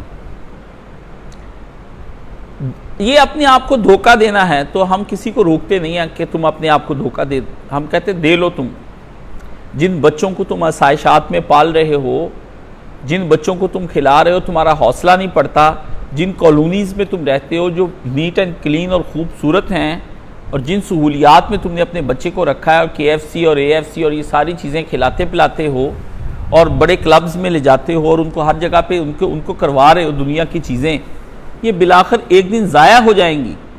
کتنا ہی آدمی نیک کیوں نہ ہو بالآخر وہ ضائع ہو جائے گا. کیوں اللہ نے کہا وَكُونُوا مَعَ الصَّادِقِينَ, جاؤ جا کر صادقوں کے ساتھ ٹھہر جاؤ, ان کے ساتھ ہو جاؤ, ان کی قوت بنو, ان کا طاقت بنو.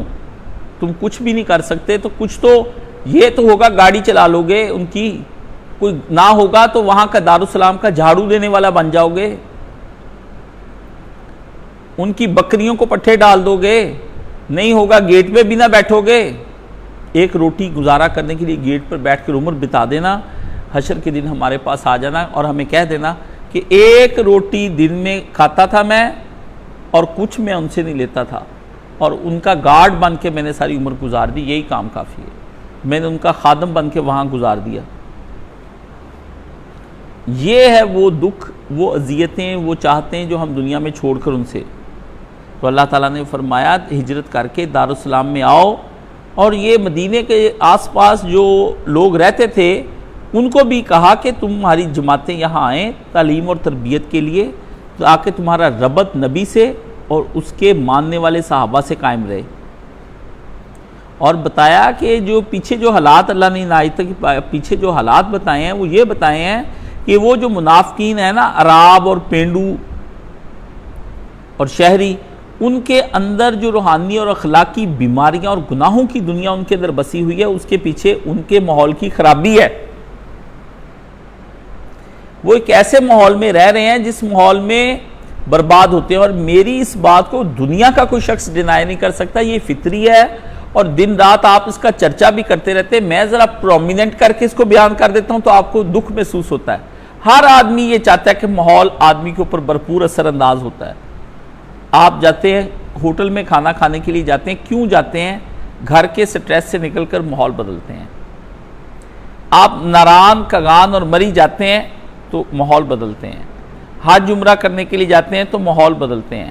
کچھ بھی نہ کریں, بہنیں بھائیوں کے گھر رہنے کے لیے آتے ہیں, یا آپ مہمان کسی کے ہاں جاتے ہیں تو صرف ماحول بدلنے کے لیے جاتے ہیں.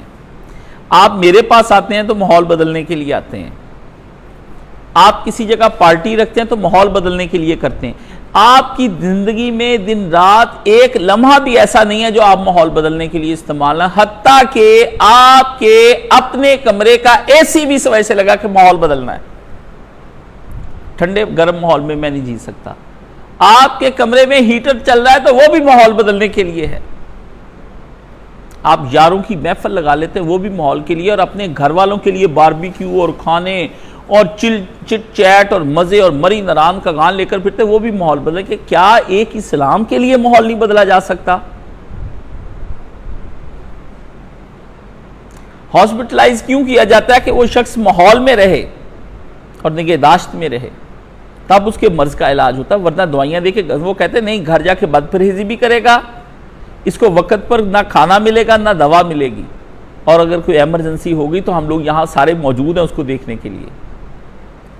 ایک وقت کے لیے آدمی تھوڑا سا مریض ہوتا ہے تو اتنی بڑی انڈسٹری آپ نے ساری کی ساری ڈاکٹری کی کریٹ کر دی, جس کے اندر کروڑوں اربوں خربوں کی مشینیں آ گئیں, ہاسپٹلز آ گئے, اس میں نیشن سٹیٹ ریاست اس میں عمل دخل دیتی ہے, اور اس کے اندر یو این او کے اندر اقوام متحدہ قانون پاس کرتی ہے, اور آپ کی ادویات اور آپ کی فارمیسیز اور آپ کے ڈرگز اور آپ کی وہاں پر بوٹیاں اکٹھی کرنی, پوری ایک چھوٹے سے آدمی کا جگر خراب ہو گیا اتنا سا, تو اس کی درستی کے لیے آپ یہ دنیا کی قیامت لے آتے ہیں.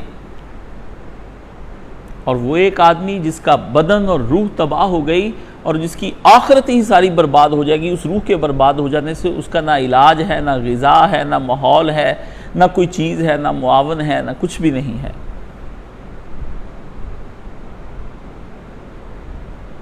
یہ ظلم ہے جس کے اوپر شیطان نے, آپ کہیں کہ مذہبی جماعتیں یا غیر اس طرح متوجہ کیوں نہیں ہوتی, شیطان نے ان کو غافل کر دیا ہے. یہ سب شیطان کے زیر اثر رہ رہے ہیں. یہ جتنے مرضی نیک ہو جائیں, ان کے جو مرضی ادارے یہ کام کر رہے ہیں وہ کام کر رہے ہیں, حفظ کرا رہے ہیں, یہ بر کر شیطانی اور دجالی چکر کے اندر آ گئے. ہم لوگ, اللہ کے نبی نے کہا تھا کوئی دجال سے لڑنے نہ جائے,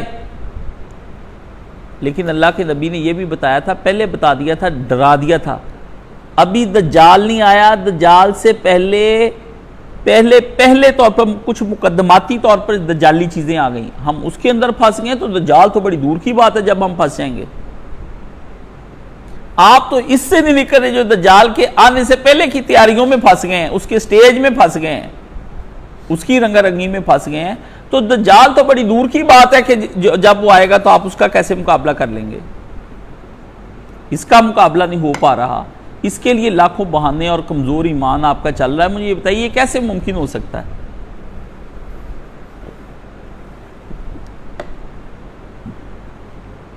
تو اللہ تعالیٰ نے یہاں پر بیان فرمایا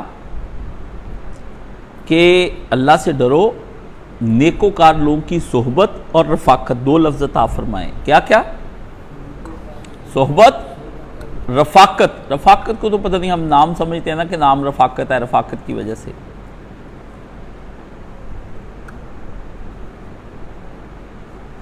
جو شریف النفس آدمی ہوتا ہے نا،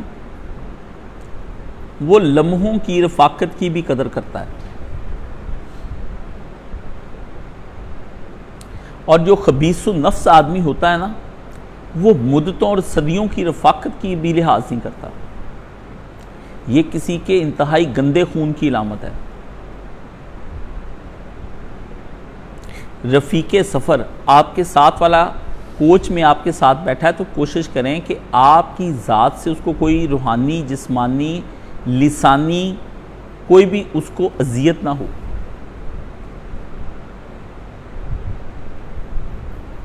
رفیق منزل دنیا کا سب سے اچھا آدمی ہوتا ہے، جو اچھا، اس لیے کہا سفر کر کے دیکھ لو یہ تمہارے سفر کا رفیق ہو سکتا ہے کہ نہیں ہو سکتا۔ حق رفاقت ادا کرنا دنیا کا مشکل ترین کام ہے۔ لوگ تو لمحوں کی صحبت اختیار کرنے کے بعد پیٹھ پیچھے جا کے آپ کی برائی کرتے ہیں، تو وہ صحبت کا حق نہیں ادا کیا۔ صحبت کا حق یہ تھا کہ اس مجلس کو امانت رکھا جاتا۔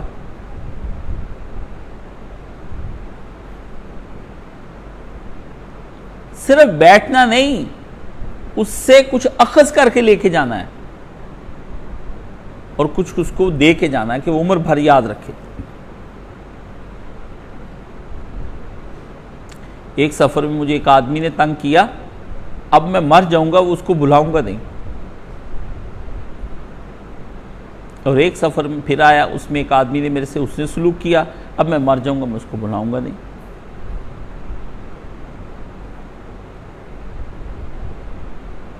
سمجھ گئے؟ تو اللہ نے فرمایا جس کا جو اپنے دل کو کوئی چوکیدار دینا چاہتا ہے نا، کہ کوئی چوکیدار دل کے اوپر بٹھا دے تاکہ نفس، شیطان اور نافرمان انسان اندر نہ پینیٹریٹ کر سکیں، اندر نہ گھس سکیں، تو اپنے چوکیدار باہر ایک بٹھا دے جس کا نام ہے خدا کا خوف۔ خدا کا خوف دل کا محافظ ہے، خدا کا خوف دل کا محافظ ہے۔ وہ اندر سے انسان کی حفاظت کرتا ہے، اور باہر جب اس کے مقابلے میں شیطان آتا ہے تو وہ اندر سے فوج نکال کے تو باہر سے اس کا مقابلہ کرنے کی طاقت فراہم کرتا ہے، کہ باہر حملہ ہو گیا ہے، اندر سے اس کو طاقت دیتا ہے۔ صادقین وہ لوگ جن کے قول اور عمل میں پوری مطابقت ہو، یہ منافقین کی الٹ ہے۔ کونوا مع صادقین، یہاں حالت ہوگی کونوا مع المنافقین۔ مجھ سے دارالسلام کے بارے میں وہ عباسی صاحب آئے تھے اور بڑے بڑے لوگ بحثیں کرتے میرے سے، بولنے کے نشے میں مبتلا، تنقید کے نشے میں مبتلا، انتخابات کے نشے میں مبتلا، چاہے جانے کے نشے میں مبتلا، جماعتیں بنانے کے نشے میں مبتلا ہے، اور ہر وقت لوگوں کو کارستانیہ کے دراصل فوج یہ چاہتی تھی، فلاں یہ چاہتا تھا، وہ یہ چاہتا تھا، یہ وہ چاہتا تھا، آپ ہی گمان، چاہے اگر وہ سچ نہ نکلا تو کیا ہوا، آپ اس میں شامل تھے، اگر آپ شامل نہیں تھے تو پھر آپ کا یہ تبصرہ بنتا نہیں ہے، اگر آپ وہاں پر شامل ہیں تو آپ نے یہ وہاں پہ روکا کیوں نہیں ان کو؟ خود ہی بتاتے ہیں کہ ہم شامل نہیں، بس ہمیں کچھ ذرائع سے پتہ چلا۔ تو ذرائع کب اس قدر دنیا کے اندر باوثوق ہو گئے ہیں کہ آپ ان کو فاسق نہ کہیں؟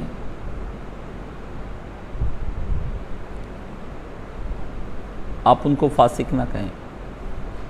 تو اللہ نے یہاں کہا کہ مومنوں ان منافقوں کے ساتھ جا کر نہ بیٹھا کرو جن کا کمزور ایمان، ضعیف الاعتقاد، جو ہر وقت شبہ کی باتیں کرتے ہیں، ہر وقت شبہ کی باتیں کرتے ہیں، کسی کے پاس بیٹھیں گے بجائے ایمان بڑھانے کے کمزور کر دیں گے اس کو۔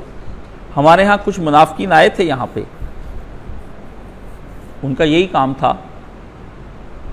ہماری شورا کے اس اجلاس میں یہ بات طے ہوئی کہ وہ دیکھ لیں کہ استاد جی وہ ان لوگوں نے کیا یہ حرکتیں کی تھی اس زمانے میں۔ تو میں نے کہا آپ اللہ کا شکر ادا نہیں کرتے، خدا ان کو ہم سے دور لے گیا۔ تو یہ کونوا مع الصادقین، تم لوگ ہو جاؤ ان کے ساتھ جو ہیں اپنے عمل میں، اپنے قول میں پورے، جو نبی کی راہ پر چل رہے ہیں، جو صحابہ کی طرح صدیقین، شہداء و صالحین ہیں۔ اس سے نیچے اللہ کو یہ مطلوب نہیں ہے۔ اس لیے اس آیت کے اندر کمزور ایمان والوں کے پاس بیٹھنے سے منع کر دیا، ضعیف الاعتقاد کے پاس، اور منافقین اور مشرکین اور کافرین سے تو کوئی صلح ہی نہیں نا۔ اللہ نے کہا اٹھنا، بیٹھنا، سہنا، کھانا، رہنا، آنا جانا، ایک دن آئے گا تم کتنے ہی مضبوط ایمان کے کیوں نہ انہی کے ساتھ جا بیٹھو گے۔ اس کے بارے میں آپ کو ایک مثال بتاتا ہوں۔ ہجرت حبشہ جب ہوئی تو نبی کریم صلی اللہ علیہ وآلہ وسلم کی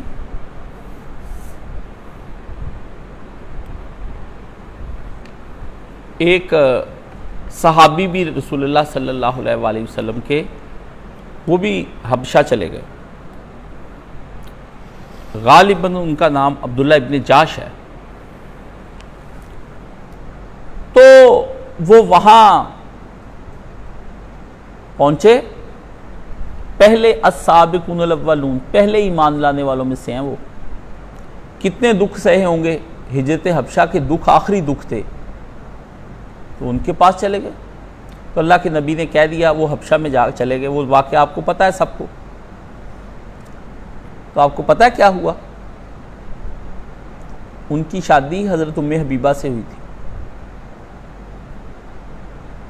اور رسول اللہ کی اہلیہ، اور یہ حضور کی غالباً پھپھی کا بیٹا، مجھے دوبارہ پڑھنا پڑے گا، مجھے جہاں تک یاد پڑتا ہے، کیونکہ زینب بنت جاش جو ہیں وہ حضور کی پھپھی کی بیٹی ہیں، تو یہ ان کے شوہر ہیں، ان کے بھائی ہیں، ام حبیبہ کے غالباً یہ شوہر ہیں۔ تو آپ کو پتہ پھر کیا ہوا؟ وہ وہاں پر کرسچنز کے ساتھ بیٹھنا شروع ہو گیا، وہ سارا کرسچنز کا تھا، انہی کے ساتھ مناظرے، گفتگو، علم کی باتیں چلنے لگ گئیں۔ پھر ایک دن آیا کہ انہوں نے اسے شراب پہ لگا دیا، وہ اب پھر انہی پہ شراب پی پو کے وہ بالآخر اسلام سے مرتد ہو کے مر گیا۔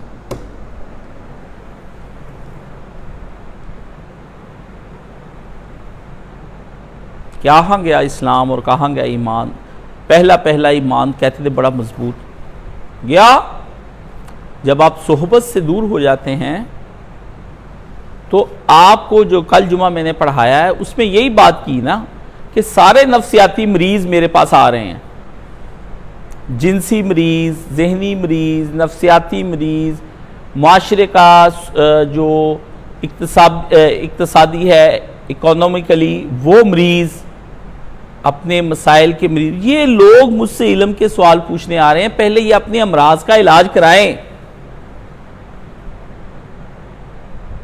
یہ جا کے کوئی اپنا دان ٹھیک کرائے، کسی کا کان خراب ہے کان ٹھیک کرائے، کوئی اپنی کانا ہے وہ اپنا کانا پن دور کرے، کسی کا گلا خراب ہے، پہلے آپ سارے نارمل ہو جائیں پھر ہی میرے پاس آئیں۔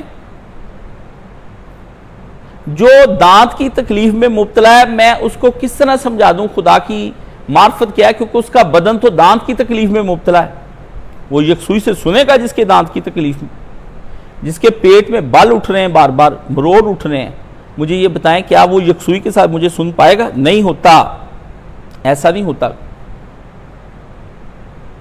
ایسا نہیں ہوتا۔ جس کی ٹانگ میں درد ہے وہ اپنی ٹانگ کی درد کی طرف متوجہ ہے، بادل ناخواستہ وہ میرا جمعہ سنتا رہے گا۔ جنہیں 2-3 گھنٹے بیٹھنے کا ملکہ حاصل نہیں جم کے، وہ بھی میری تقریر، وہ کہے گا یہ عذاب ہے جو 2 گھنٹے کی گفتگو کر رہا ہے۔ وہ مجھ سے لڑے گا. یہ ذہنی امراض کے لوگ، یہ جسمانی امراض جن کو صدمے عشق اور محبت کے لگے ہوئے ہیں، جو اندر ہی اندر گھلتے سڑتے ہیں اپنی معشوقاؤں اور اپنے عاشقوں اور اپنے یاروں اور اپنی یاردیوں کے لیے، وہ میرے سے کیا دین سیکھیں گے؟ جن کے دلوں کو روگ لگے ہوئے ہیں کسی اور کے، وہ خدا کے دین کا روگ کہاں پہ لگائیں گے؟ جو کسی کے غم میں مبتلا ہیں، چاہے وہ مال ہے، عہدہ ہے، اپنا مستقبل ہے، وہ خدا کے دین کے لیے کب غم اپنے آپ کو لگائیں گے؟ خدا کے دین کا عشق یہ ہے کہ شاد باد اے عشق سودائے ماں، وے طبیب جملہ علت ہائے ماں. اے عشق تو سلامت رہے، تو نے مجھے لگنے، جب سے میں نے عشق کیا ہے تیرے لگنے کے بعد اس دنیا کے سارے غم اور روگ ختم ہو گئے ہیں، تو ایک اپنا ہی روگ بن کے مجھ کو لگ پڑا ہے. یہ رومی نے کہا تھا، یہ رومی نے کہا تھا، غالب نے کہا تھا، عشق سے طبیعت نے زیست کا مزہ پایا، درد کی دوا پائی، درد لا دوا پایا. سارے دردوں کے لیے اس نے کہا میں نے کیا کیا، سارے درد ہو رہے تھے، ایک دوائی پی اور سارے دردوں سے جان چھوٹ گئی. لیکن جو دوائی پی تھی پھر اس کا درد مجھے لگ گیا اور اب وہ میری جان کو روگ بنا ہوا ہے. اللہ کی محبت کا جب تک روگ نہ لگ جائے، یہ روگ لگ جائے تو آپ یقین جانیے آپ کو دنیا کی ہر چیز معافیہ ہو جائے گی، بھول جائے گی. آپ یہ روگ لگ، یہ دوائی پی کے دیکھیں اللہ کی محبت کا، اس سے ڈرنے کا اعلیٰ درجہ کی طرف دوڑ لگائیں میرے ساتھ. قرآن کہتا ہے کہ فاستبقوا الخیرات، تم دوڑو خدا کی جانب، دوڑو، یہ نہیں کہا کہ دوڑو خدا کی جانب تیز سپیڈ کے ساتھ، کوئی دوسرے کو آگے نہ نکلنے دے.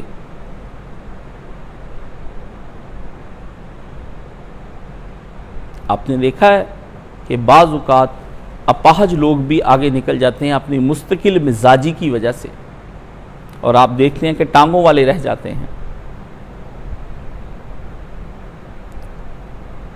تو جب تک آپ ان چیزوں کی طرف نہیں آئیں گے تو یہ کسی وقت کوئی بھی دین کا کام نہیں ہوگا. اس لیے مجھے جو سوال آتے ہیں اس میں آتے ہیں کہ یہ اتنا اگر ہمیں مل جائے ماہانہ تو ہم آنے کو تیار ہیں، اتنا ہو جائے تو میں آنے کو تیار ہوں، یہ ہو جائے تو یہ میں کرنے کو تیار ہوں. تو ابھی دل کو لگی نہیں ہے، ابھی پوری نہیں لگی، ابھی تو ایک آدھ حصہ.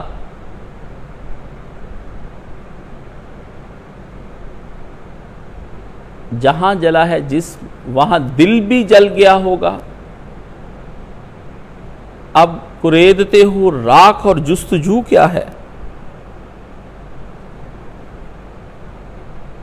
ہاں، ابھی آپ نے جسم جلایا ہے، اس راہ میں جان نہیں جلائی، دل نہیں جلایا.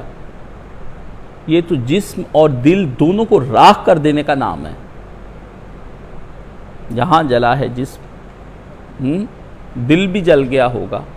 اب کریدتے ہو راکھ اور جستجو کیا ہے؟ اب تمہیں کس چیز کی جستجو ہے جو اب بھی تم راکھ کو کرید رہے ہو؟ یہاں راکھ کو بھی نہ کریدو کہ میں نے دل جلایا تھا. خدا کی راہ میں اگر منہ سے کہیں نکل گیا کہ یا اللہ میں نے تیری خاطر یہ ہجرتیں کیں، اللہ نے کہا کیا بات کی، سنائی دیا نا، بالآخر تم نے ہمیں سنائی دیا نا. یا اللہ میں نے تجھے مال دیا، اللہ نے کہا سنائی دیا نا پیسے دے کے.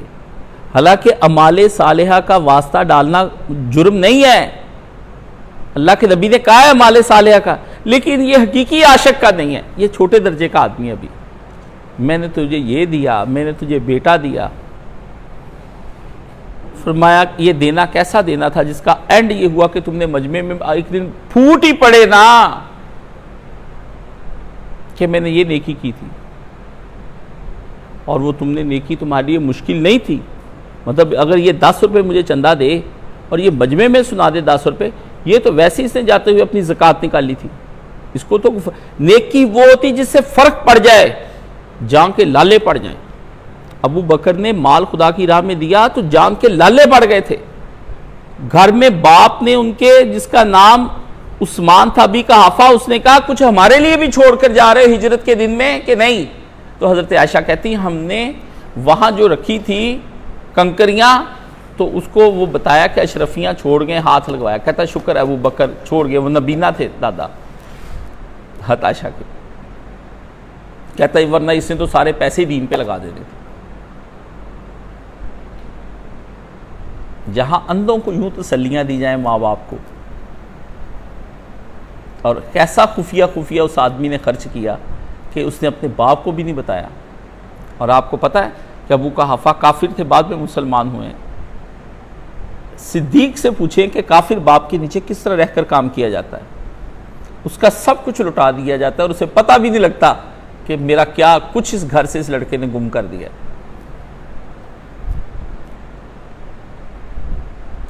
مجھ سے لوگ مسائل پوچھتے ہیں تو میں لوگوں سے کہتا ہوں کہ آپ مہربانی فرمائیں، ہم اس مزاج کے نہیں ہیں کہ ہم آپ کو بلائیں پھر ہم سیشنز کرائیں، یہ ہم سے نہیں ہوتا، ہم یہ کر نہیں سکتے، ہمیں یہ آتا نہیں ہے۔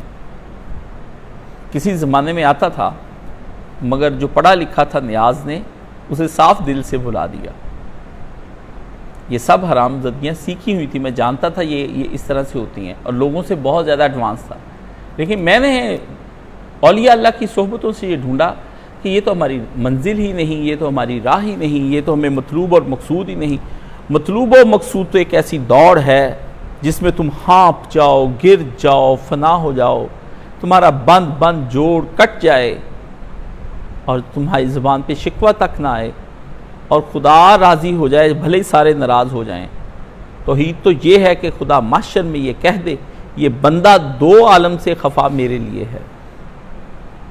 اللہ اقرار کرے نا کہ اس نے میری خاطر کی، اللہ الٹا حساب نہ لے، آپ سب اور میں حساب سے ڈرتے، جو آیتیں زیادہ آتی ہیں وہ حساب سے ڈرنے کی ہیں۔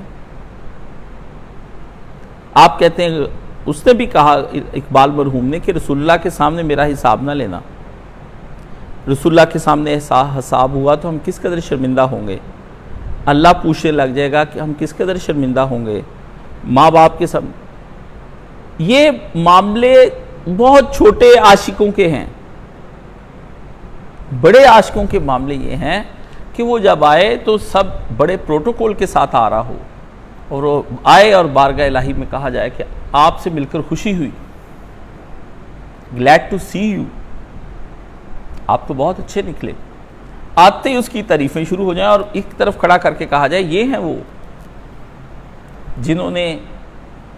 جن کا ہم فخر ہیں، جن کا ہم مان ہیں، جنہوں نے اپنی پوری زندگی ہمارے لیے گزار دی، ان پہ کیا کیا ستم نہ توڑے گئے، کیا کیا ظلم نہ ہوئے، کس کرب میں یہ مبتلا نہ ہوئے، اور کسی دکھ کو کون سا ہے جو اس نے اٹھایا نہ ہو، ہر حادثے کو اس نے خندہ پیشانی سے برداشت کیا، مال و متاع کے اپنی جان تک ہماری راہ میں لٹا دی، اپنی صلاحیتیں، اپنا ذہن، اپنا دل، جگر، دماغ ہمارے قدموں میں رکھ دیا اس آدمی نے۔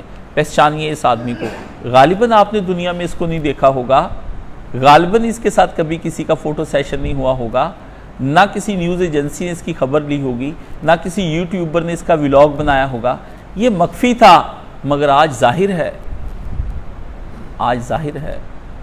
یہ کسی اعتنا کے قابل دنیا نے اس کو نہیں سمجھا، مگر ہم اس کو سمجھتے ہیں، ہم اس سے پوچھتے ہیں میاں کیسے ہم سے راضی ہوتے ہو؟ اللہ اللہ اللہ اللہ، خدا بندے سے خود پوچھے بتا تیری رضا کیا ہے؟ اس سے اللہ مجمع کے درمیان رسول اللہ سارے لوگ کھڑے ہیں، اللہ اس سے پوچھ رہے ہیں آپ ذرا فرمائیے کہ آپ مجھ سے کیسے راضی ہوتے ہیں، میں کیا کر سکتا ہوں آپ کے لیے؟ او مائی گاڈ، سر پیٹنے کا مقام نہیں ہے، روؤں دل کو یا جگر کو پیٹوں میں، غالب نے کہا تھا۔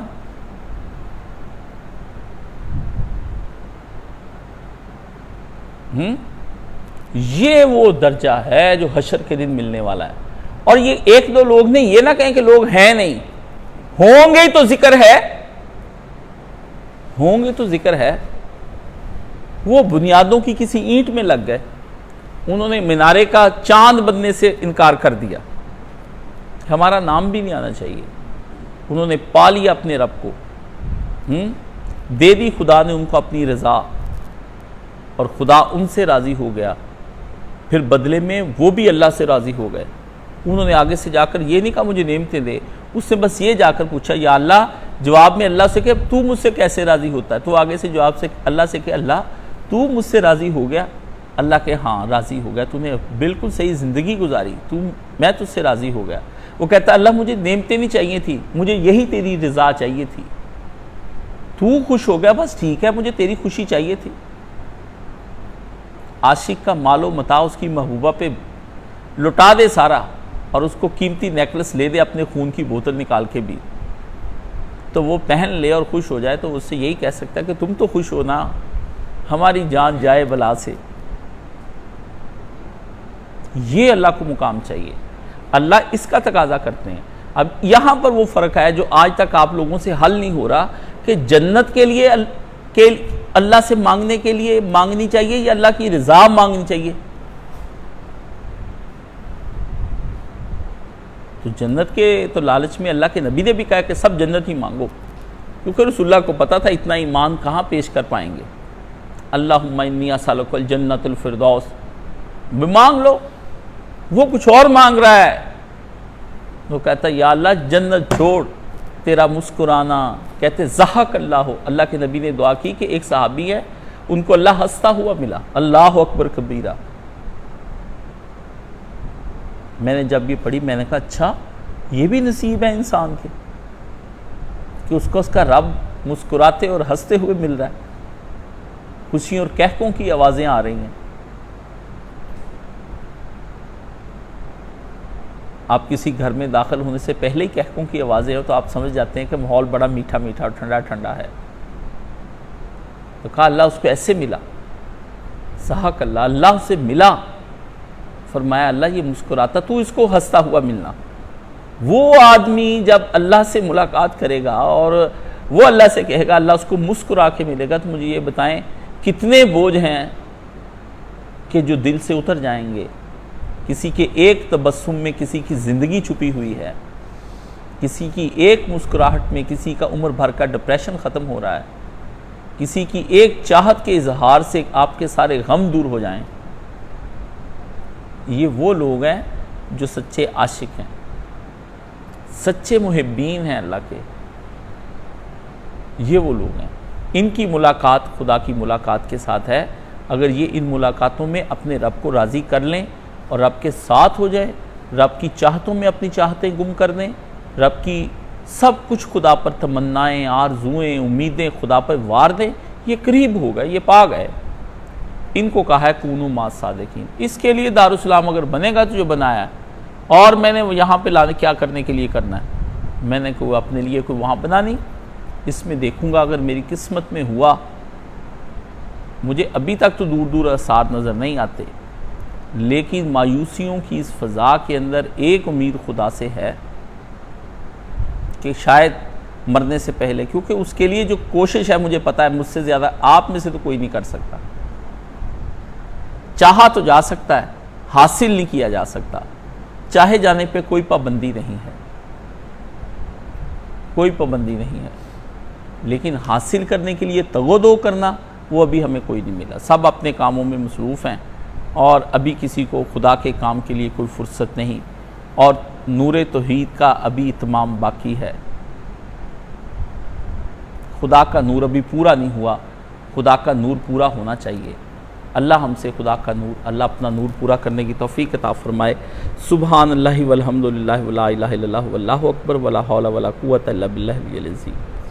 اللہم صلی علی محمد وعلی آل محمد کما صلیت علی ابراہیم وعلی آل ابراہیم انک حمید مجید۔ اللہم بارک علی محمد وعلی آل محمد کما بارکت علی ابراہیم وعلی آل ابراہیم انک حمید مجید۔ اے اللہ ہم تجھ سے ڈر گئے، اور جو ڈر تو چاہتا ہے وہ ہمیں عطا فرما، اور جو تجھے مطلوب ہے وہ ڈر عطا فرما، جو مقصود ہے وہ ڈر ہمیں عطا فرما، اور ہمارا ڈرنے والوں میں شمار عطا فرما۔ متقین میں ہم کو لکھ لے۔ تو نے کہا اتق اللہ، ہم ڈر گئے اللہ، ہم تجھ سے ڈر گئے۔ ڈرے ہوں کی توبہ قبول فرما، ڈرے ہوں کی استغفار منظور فرما، ڈرے ہوں کی مغفرت فرما، ڈرے हुओं को झुकने की तौफीक अता फरमा, डरे हुओं को खौफ खाने की तौफीक अता फरमा, डरे हुओं के मज़ीद डर को बढ़ाता रह यहाँ तक कि हम मंजिल मकसूद पर पहुँच जाएँ। खुदावंद आलम तूने कहा हो जाओ सादिकों के साथ, बना दे हमको सादिकों के साथ, इकट्ठा कर दे सादिकों को एक जगह पर, ले आ अपनी रहमत से सादिकों को एक जगह पर और मिल बैठकर एक इस्लामी काम करने की तौफीक अता फरमा। दे दे हमको सादिकों की सोहबत और दे दे हमको सादिकों की रफ़ाकत, और चला हमें सादिकों के साथ और रख हमें सादिकों के साथ और मार हमें सादिकों के साथ और हशर के दिन उठा हमें सादिकों के साथ। तेरी मतलूब सादिक हैं, हम भी सादिकों में जाना चाहते हैं, हमें सादिकीन में शुमार फरमा। मुनाफिकीन से बचा, जो सादिक नहीं है उनको कभी हमारे करीब ना आने दे और कभी हमारे मिशन में उनको दखल ना देने दे, उनको हमसे दूर ले जा, हमारा और उनका फ़ासला ऐसा कर दे जैसे मशरक़ और मगरब के फ़ासले हों।